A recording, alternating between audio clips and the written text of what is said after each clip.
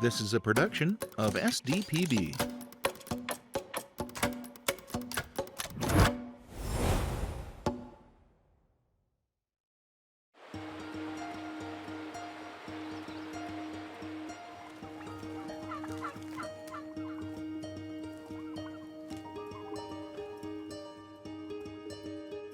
I've been here all my life, but it's boom and bust.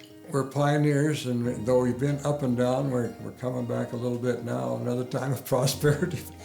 If you're looking for a quiet little town to either retire in or bring your family to, I think Edgemont is the greatest little town in South Dakota. Join our crew as we meet the people of Edgemont. I always talk about Edgemont being the volunteer town. If you want to have flowers downtown, you got to volunteer to plant them. If you want a track meet track, you got to volunteer to put it up there. If you want entertainment, you got to volunteer to be in it. And that's kind of how it is. Greetings from Edgemont, South Dakota. Greetings from Edgemont. Greetings from the Edgemont Theater Company. Greetings from Edgemont. Greetings from Edgemont. Greetings from Edgemont. Greetings from Edgemont. Greetings from Edgemont. Greetings from Edgemont. Greetings from Edgemont. Greetings from Edgemont, South Dakota. Greetings from Edgemont! Dakota Life, Greetings from Edgemont is supported with your membership in the Friends of SDPB. Thank you. And by South Dakota Game Fish and Parks, inviting you to explore the George S. Mickelson Trail, winding through the Black Hills, where rail beds become pathways, history meets adventure, and every mile tells a South Dakota story. And by Bicycles and Boats in Hill City, with bicycle rentals and shuttle service for the Mickelson Trail, kayaks and paddleboard rentals for nearby lakes. And 𝐃𝐚𝐤𝐿 Bicycles in Rapid City. Since 1998, 𝐃𝐚𝐤𝐿 Bicycles has supported cycling education, community events, and year-round rides for all skill levels. Sales and service in Rapid City, 𝐃𝐚𝐤𝐿 Bicycles. Donors to the Explore South Dakota Fund support the production of local documentaries and other programs of local interest presented by SDPB. Friends of SDPB appreciates their support of this program. Welcome to Dakota Life, and greetings from Edgemont. Come with us as we explore its unique traditions and dive into its rich history. This unique landscape has been shaped by wind and water for millennia. But if you look closely, you'll also see that it's been shaped by the people who call this place home. Generation after generation of Lakota depicted scenes of people, animals, hunting, and battle. Etched on the walls of this church, there are also prayers of fertility and abundance. Many are pecked, carved, or ground into the stone with other rocks. But some are believed to be a byproduct of sharpening tools like bones and quills. In 1877, the Lakota people were pushed onto the Pine Ridge Reservation to the east, and soon, cowboy businessmen like Elias Whitcomb would push cattle onto this fertile grassland. Other cowboys would soon follow suit and bring herds of their own to graze on these open prairies. Ranching sheep and cattle has been a way of life here ever since. While it's had ups and downs over the years, some descendants of the original homesteaders are still stewards of this land today. While many cowboys call this place home, it was with the iron horse that Edgemont was truly built. In late 1889, just 3 days before South Dakota became a state, the train arrived at the Cheyenne River, and they named the new town site on the edge of the mountains, Edgemont. The next spring in 1890, construction began on a depot and a roundhouse, making Edgemont a hub of railroad activity.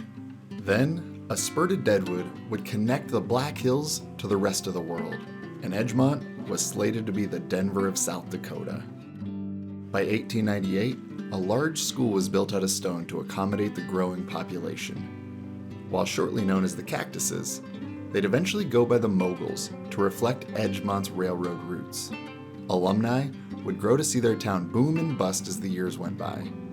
The community would see the nearby dam on the Cheyenne River wash out, then outbreaks of typhoid and smallpox plagued the population, and finally, fires would decimate the business district downtown.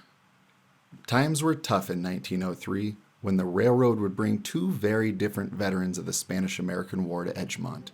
The first we'll speak about was President Theodore Roosevelt. While on a whistle-stop tour, he was campaigning throughout the West when he spoke to a crowd from atop the bandstand in the park. Afterwards, as the story goes, that instead of dining with the rest of his presidential party across the way at the fancy new Edgemont block building, he opted to eat at a chuck wagon in the park with the cowboys and veterans. A lot has changed in Edgemont since 1903, but residents today say some of the best things about living here have not changed. Shops and restaurants downtown, the incredible sunsets, the bountiful wildlife, and especially the peace and quiet.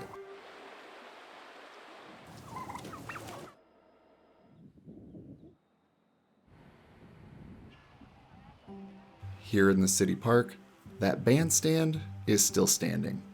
There's also a caboose to celebrate Edgemont's railroad ties to the railroad industry. But that spur to Deadwood has become something very different. Today, it's the 109-mile-long Mickelson Trail, and Mile Zero is right here in the park. But the crown jewel is the 3-acre pond and what crosses it. This is just a loop, a horseshoe on the Cottonwood Creek. Railroad dammed it off and made the island and the lake itself. Yeah. Good water, there's a lot of fish. People stock it with catfish and perch and stuff, so good fishing pond. And there used to be ducks there, and kids would come down and feed the ducks bread. An island oasis in downtown Edgemont, connected to the rest of the world by a bridge. There wasn't a covered bridge, but it had a arch in it, you know. You could rent a canoe there and get around the park in this canoe. Been 3 different bridges here over the years, and they were all in the water, and they deteriorated and took them out. But when the last bridge had rotted out, the Alumni Association talked about it for years, and one summer a guy come to town, Jim Knutson from Sioux Falls, had been in Montana rebuilding timber barns. And he met an Amish gentleman up there that wanted to build a covered bridge before he died. We just wanted to build a bridge, and this guy wanted to build a covered bridge. We don't see many covered bridges in this country, hardly any, you know. Today, covered bridges are aesthetically pleasing. But before modern tech, they were practical too. In medieval Europe, they were designed to protect wooden trusses from weather, extending their lifespan from 10 or 20 years to around 80. In early 19th century America, despite having other options like iron and stone, covered bridges became popular because they were cheaper to build. But by the time the Great Plains were being developed, other more affordable and long-lasting materials were available. Today, if you account for decorative and ornamental kissing bridges, this isn't just the only one in South Dakota, but the only one in the region. We had to raise a lot of money, a couple $100,000 we finally raised. All kinds of fundraisers for it. People donated money, we sold plaques, and we sold bricks, people's name on the bricks leading up to it. Plus the brand boards, they could have a brand or they could have a business or just their name on there. In the meantime, we got a blueprint from a engineering firm in Las Vegas, which was an alumni of Edgemont, which was, $25,000 donation. A gentleman in Montana had a sawmill. He could cut the timbers for the bridge, but we couldn't use the timbers from Montana because they were pine, and for a footbridge you need stronger lumber, so we had to get Douglas fir from Oregon. And we had to get the timbers cut there and sent down to Montana for the Amish people to put together. The gentleman that was getting us the lumber had been tearing down lumber sawmills, and he had 50 barrels of 24 to 36-inch bolts, so we got 2,500 of those bolts to put that bridge together. In the meantime, we built the abutments. Concrete was really instrumental in getting the crane down here and giving us bargain time on their equipment for the dirt work we had to do. We put the sections together, 3 sections together. I hauled everything down from Montana, and the Amish come down, and it was all donated labor. I wouldn't say it's work. Actual construction or anything like that, I didn't do anything, help with the fundraisers, raising money and making the boards and the bricks and all that. It's been here dedicated in 2011.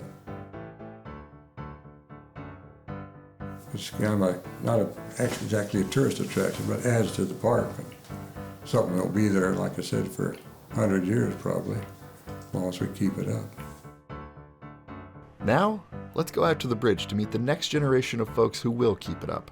First, let's meet Edgemont's mayor, Rheta Reagan. Being mayor for the last 2 years, I have shown that I give back to this community and really care about this community. I want to continue that for the next 2 years and just make Edgemont a great place to be and that people want to come here. I'm also a substitute teacher at the school. The chamber does a fishing derby for these kids on the last day, and this year I was actually at school with the kids, so I was just like them, anxious to leave school and get out here to the park. We did a little bit of school. We did a half day till like 11 o'clock, and then came here and fished. Whatever's on the line, when kids are introduced to fishing with good mentorship, there's something about it that gets kids hooked. Kids just love to come to the park and fish, and they love being on the bridge fishing, and I think they catch more turtles than fish, but they do catch some fish. I didn't think I was going to catch much fish, because like a quarter of the way through, I was not catching anything. I only caught one fish. I caught a trout, and that was it, and the trout was a 15-inch. Well, there's trout, and there's bigmouth bass, and carp, bass, bluegill. A lot of snapping turtles. Somebody caught a ginormous catfish. I have heard there's a big koi fish that everybody's trying to catch but has not caught it yet. He's huge. He's like this wide around and his mouth is like this. He's huge. He's probably like this. He's giant. There's some big fish in here for this little pond in this little town, but there's thousands of bluegill in here. They come down and they just really enjoy the camaraderie of it, the fast pace of it. They are timed. There's prizes for the biggest fish and the most fish. So I was like fishing over there on that steep spot, and like I was just fishing trying to get this little bluegill, and my shoes did not have enough traction. I slid right in. I just threw the pole behind me and just like went into the water. Just like, it's the pole or me, and I picked the pole. It's good, clean fun. Excuse me. I mean, muddy, mossy, and slimy fun. When you see your pole like start to tug, you know that you have one, and your adrenaline starts to kick in. I need goodness! I do not want to stand. Oh my gosh, that is the whole highlight of their last day of school. They look forward to it from like after they get back from Christmas vacation, thinking about the fishing derby because they enjoy it so much. This is one tradition that makes Edgemont, Edgemont.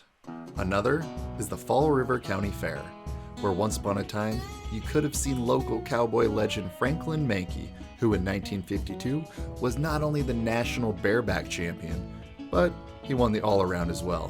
He and his wife Audrey recently celebrated their 72nd wedding anniversary. Today, the Fall River County Fair is fun for the whole family.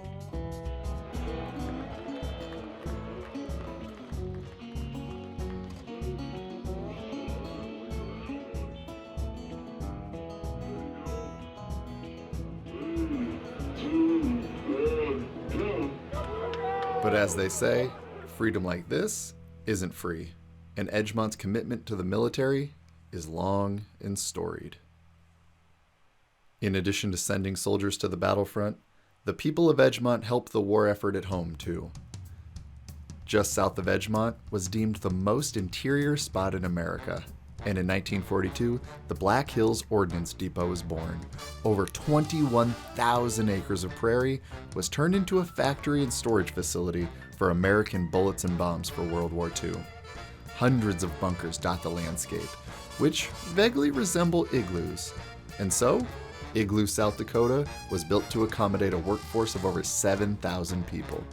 During construction, Edgemont homeowners rented beds by the shift, referring to them as hot sheets, because they were never empty long enough to get cold. First came housing, and then a school, which is where a young Tom Brokaw once attended. In the 1960s, the Ordnance Depot closed. But as the Cold War ramped up, uranium mined from throughout the Black Hills was processed right here in Edgemont. Because of which, locals would attest that no, in fact, they do not glow.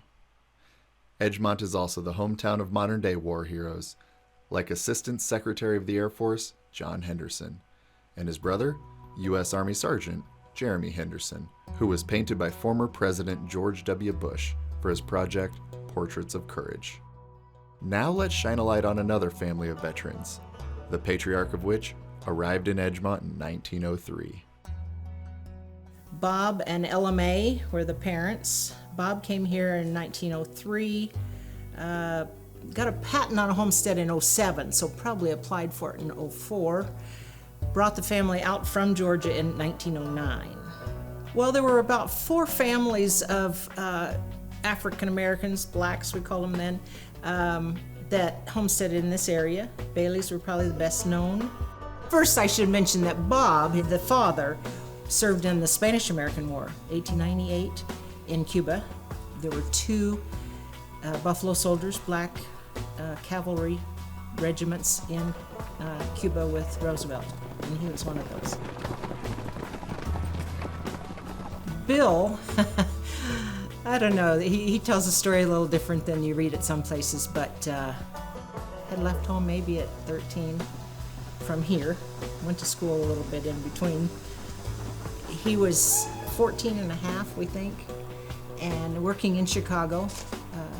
Signed up for the Army Reserves in 1917 when he was 14 and a half. Of course, he was 6'6" as an adult, so he looked older. But he said they didn't really ask questions when you told them you were 18. They just wrote down 18. He was in the reserves a couple of years, and then he was sent over to France in World War I and made it home. Yeah, back to Chicago for a little while. In 34, he went to Reno, Nevada, and he was in the reserves there. He was in the reserves in between World War I and World War II. Called into World War II, I think, in 42. South Pacific in World War II. Discharged in 45, that was the end of the war, of course.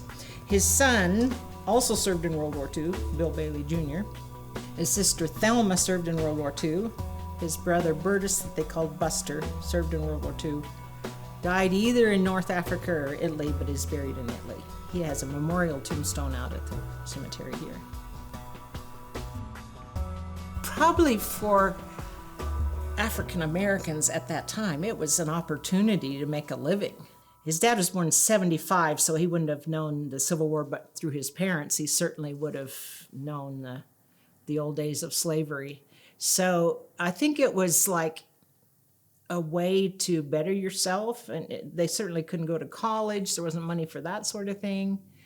And Thelma, his sister, I would just guess that she probably went there for a good job. Bertus and Bill and Thelma were all in World War II. But Bill, of course, was World War I and World War II. The war may have been over for the Allies, but for Bill Bailey, the fight for freedom continued on the home front. He had an interesting career in Reno, too.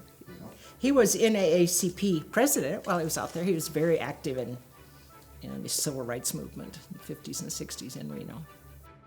The fight for equality eventually put him out of business in Reno. But before the Civil Rights Act, Bill owned one of the few clubs that catered to customers regardless of their skin color. And his cousin, Pearl Bailey, star of stage and screen, introduced his clubs to acts like Louis Armstrong, Sammy Davis Jr., and B.B. King. He had the Club Harlem. It was a casino for blacks. Of course, at that time, blacks could not go into the white casinos. He tells stories about black entertainers being invited to perform at the white casinos, but they couldn't stay there because they were black. So they'd stay in, it was Club Harlem and Harlem boarding house or something. So they stayed in his boarding house because they couldn't stay at the hotels where they were performing. Yeah. After performing at the big casinos downtown, they would go to the Harlem Club and play until dawn, where the standing room only crowd would spill outside and into the alley. But the nightlife wasn't all fun and games. As this article from 1946 states, Bailey was dealing craps when shots rang out. Despite ducking behind the table, he was shot twice. Eventually, the club closed after the Civil Rights Act passed, and Bailey returned to the family ranch to retire and raise cattle. Now, his sister Alice was much more refined, was not very proud of her brother Bill because of his Reno connections, and they lived next door to each other. Have you heard that story? They lived in houses next door to each other. She wouldn't live in his house because she thought his house was bought with money from bad things from Reno. But Alice was loved by the upper class because she worked for him here in Edgemont, worked for the local pharmacist. What I got a lot of my information from, in 1992, he went to a Buffalo Soldiers reunion and did an interview, and somebody gave me these cassette tapes of those interviews. So I transcribed those tapes, and that's where I learned a lot.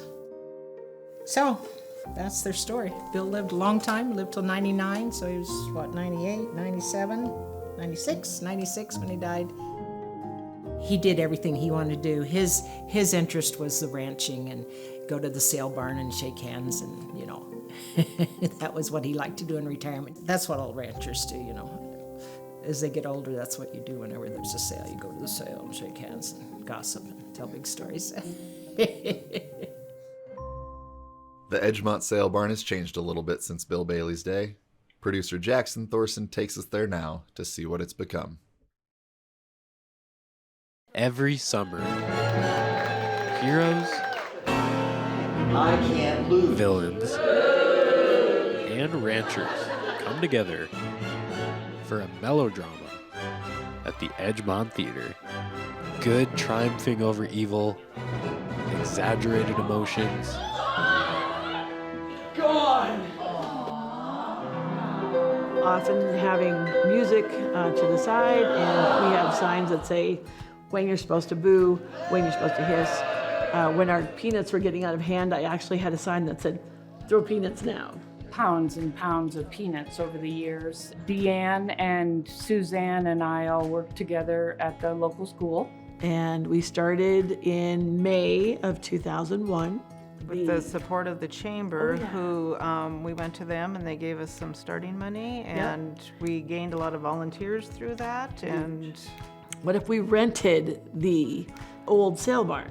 This building was vacant, and what we could do to provide a service for the community. So we got $500 from the chamber and $1,000 from the school for my extracurricular. And Suzanne is wonderful with music and the plays and everything, and Deanne is uber organized, and I brought an artistic element to it. So we were wondering about community theater. Huge response from the community as far as helping us paint and rebuild and convert into a dinner theater. When we first started out, it was if you came here and put down silverware on the table, you got your name put on there. If you donated some sort of costume or clothing or whatever, you got your name on it. We could thank them with food. And so we fed a lot of people and we organized it. And so then I said to the mayor at the time, "Do you want to be the villain?" And he says, "Well, I need a summer rec director." I said, "Okay." So I managed the pool and was summer rec director, and he became the villain. Darius, how funky is your chicken? Funky, funky, funky. How loose is your goose? Pretty loose. Okay then, Darius, shake that caboose.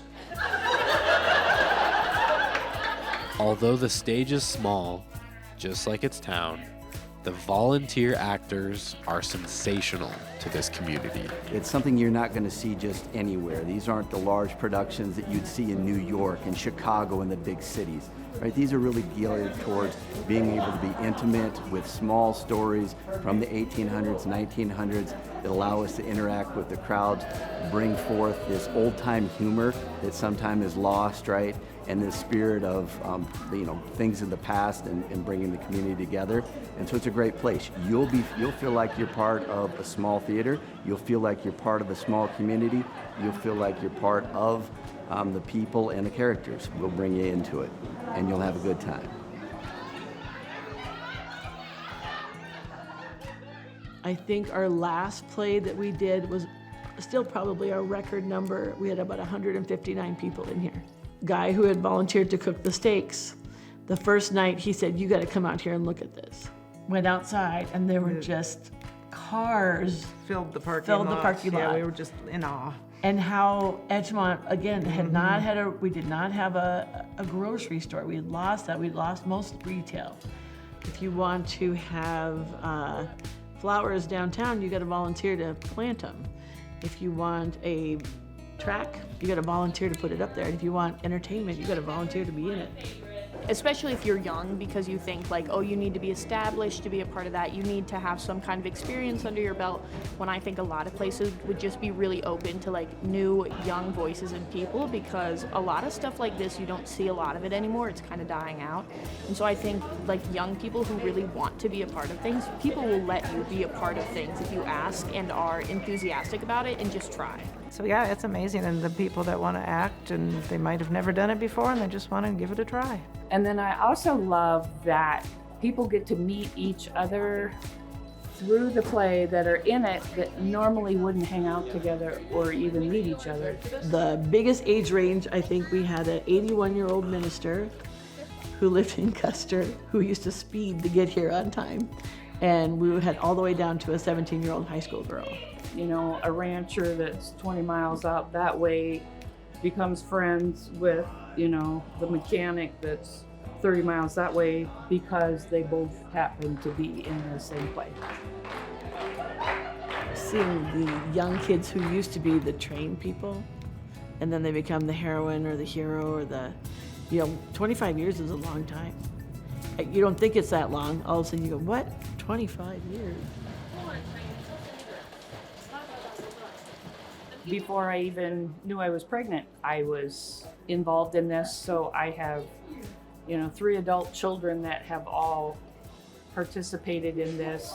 All of our families have been involved. My kids were part of the, sweeping crew and the concession crew, and all 3 of my girls are in the play. My oldest is graduating from college next year, so this might be her last time, and feels good to have that part of, of my life, and it's here. And sometimes you're like, oh, this is a lot of work. But come Saturday night when we shut off the lights, I'll go, that's over. Being around this was like the best part of every summer, was getting to do stuff at the theater, because it was just, you don't ever experience anything like it anywhere else. And it's just so fun to be a part of it, and not just to watch it, but to experience it for yourself.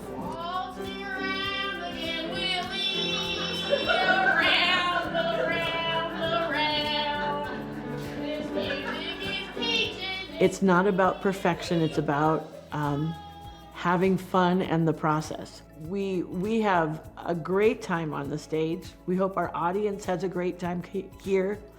And when you build it, they do come. If you've missed any of our stories here in Edgemont, or any of our stories over the last 28 seasons of Dakota Life, you can see more on YouTube or at sdpb.org/Dakota Life. For all of us at SDPB, here in Fall River County, thank you so much for watching Dakota Life.